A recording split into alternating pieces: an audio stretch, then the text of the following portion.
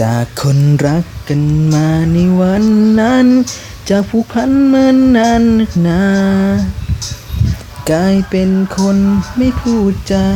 ไม่สบตาไม่มองหน้ากันจะให้ฉันทำใจยังไงไว้ก็มันรักมากมายมานานเธอจะลืมไม่แค่กันแต่ว่าฉันยังมีหัวใจจะให้ทำยังไงจะทำยังไงให้ดื่มเธอทุกครั้งที่เจอกับเธอจะมองหน้ากันอย่างไรจะให้ทำยังไงจะทำยังไงหัวใจมันจำพูดกับฉันสักคำอย่าใจดำได้ไหมจะไม่รบกวนเธออะไรนักจะไม่รักก็ไม่เป็นไรเพียงมองกันแล้วจำได้ไม่ใช่คนไม่มองหน้ากันแค่ให้ฉันยังพอจะยืนไว้ต่อลมหายใจไปวันจะทำตามสัญญานั้นว่าจะลืมเธอไปได้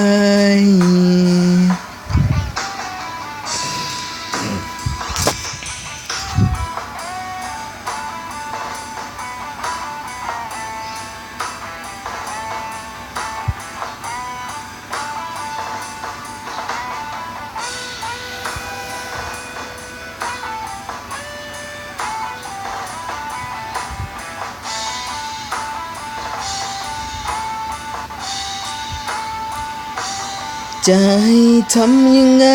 จะทำยังไงให้ลืมเธอทุกครั้งที่เจอกับเธอจะมองหน้ากันอย่างไรจะให้ทำยังไงจะทำยังไงหัวใจมันจำพูดกับฉันสักคำอย่าใจดำได้ไหมจะไม่รบกวนเธออะไรนักจะไม่รักก็ไม่เป็นไรเพียงมองกันแล้วจำได้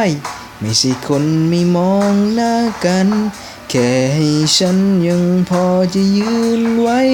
ต่อลมหายใจไปวันจะทำตามสัญญานั้น